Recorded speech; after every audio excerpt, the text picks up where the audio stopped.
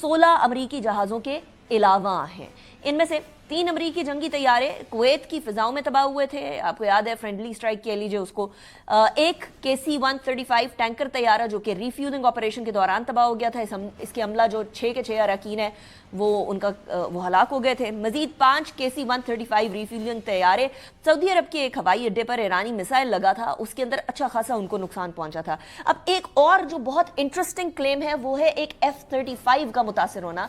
पासदाराना इनकलाब ने यह दावा किया था कि इसकी एक कार्रवाई के नतीजे के अंदर अमेरिका का जदीद 5th जनरेशन F-35 तैयारा मुतासिर हुआ है, डैमेज हुआ है। सेंटकॉम का तर्जुमान कैप्टन टिम हॉकिंस ने तस्दीक की है कि 5th जनरेशन का यह तैयारा महफूज तरीके से लैंड कर गया है, पर उन्होंने इस वाक़े की मुकम्मल तहकीकात जारी जो है वो कहा कि जारी हैं, अभी देयर कंटिन्यूड। उन्होंने ये भी नहीं बोला कि नुकसान हुआ, तरदीद भी नहीं की।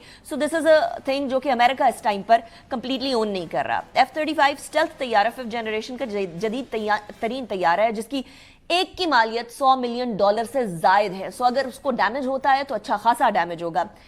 ईरानी रेड क्रेसेंट का ये कहना है कि इस जंग के अंदर अभी तक 204 बच्चे, 2 हामिला खवातीन शहीद हो चुकी हैं और 18,000 से जायद आम शहरी ईरान के जख्मी हो चुके हैं। इसके अंदर वो लोग नहीं हैं जो कि आर्म्ड फोर्सेस के, ये सिविलियंस हैं। और आपको याद होगा इससे पहले डोनाल्ड ट्रंप क्या क्लेम किया करते थे कि प्रोटेस्ट के अंदर लोगों को ईरान की रजीम शहीद क्यों कर रही है, उनको कत्ल क्यों कर रही है। और बाद में ये पता चला कि प्रोटेस्ट के अंदर बहुत सारे अपने मुसाद के एजेंट्स इनकलकेट किए हुए थे। इस टाइम पे भी इसराइल का सबसे बड़ा जो गोल लग रहा है, जो अचीव करने की कोशिश है, वो ये है कि गल्फ ममालिक को, अरब ममालिक को ईरान से और ईरान को अरब ममालिक से इस तरह से मुठभेड़ कर दे कि खुद बीच में से मक्खन में से बाल की तरह निकल जाए। लेकिन ऐसा होता हुआ नजर नहीं आ रहा क्योंकि बहुत सारी आवाजें अमेरिका में से ही सुनाई देने लगी हैं। इवन सो कि ट्रंप ने भी ईरान को एक बहादुर नेशन कह दिया। लेकिन नॉट जस्ट दैट,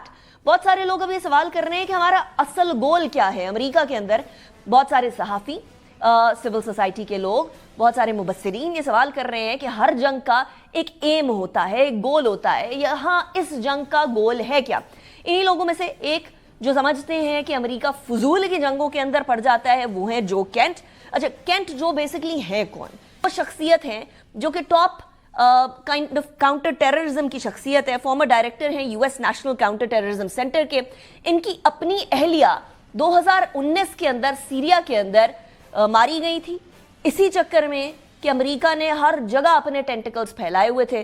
सुने वो क्या कहते हैं इस जंग के बारे में कि क्या ईरान न्यूक्लियर बॉम्ब्स बना चुका या बना रहा था या कोई थ्रेट थी या नहीं थी। सुने गया है। और इसके अंदर खाम तेल की कीमतों की जो इजाफा है वो बेसिकली इसकी वजह से हो रहा है। इसराइल के ईरान के सबसे बड़े गैस फील्ड पर हमले के बाद आलमी सतह के ऊपर तेल की कीमतों के अंदर एक बहुत बड़ा इजाफा हुआ है। हमले के बाद ब्रेंट क्रूड की कीमत बढ़कर $108.66 फी बैरल तक पहुंच चुकी है, जबकि अमेरिकी वेस्ट टेक्सास इंटरमीडिएटरी जो है वो 98 यानी $98.65 फी बैरल तक चला गया है।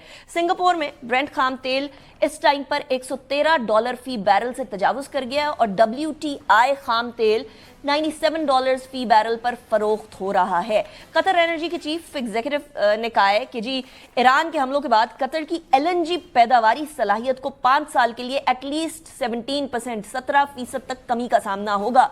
ईरानी हमलों से वो तंसीबात मुतासिर हुई हैं जहां से वो 17% बरामदी करते थे LNG की, वहाँ तैयार होती थी सारी सिचुएशन। और इन तंसीबात की जो मुरम्मत है इसके अंदर 3 से 5 साल लग सकते हैं, जबकि मुरम्मत के इस काम पर $26 अरब की लागत आएगी। उन्होंने ये भी कहा कि कतर को मुमकिना तौर पर 5 साल के लिए इटली, बेल्जियम, जनूबी कोरिया और चीन के लिए LNG सप्लाई के मुआहिदों को मुअत्तल करना पड़ सकता है। So the entire world is being affected. Qatar के जो रास अल फान गैस प्लांट पर हमले के बाद आलमी मंडी के अंदर हलचल मच गई है और उसी की वजह से जो पैनिक है उसमें यूरोप में गैस की कीमतों के अंदर 60% तक इजाफा रिपोर्ट किया जा रहा है।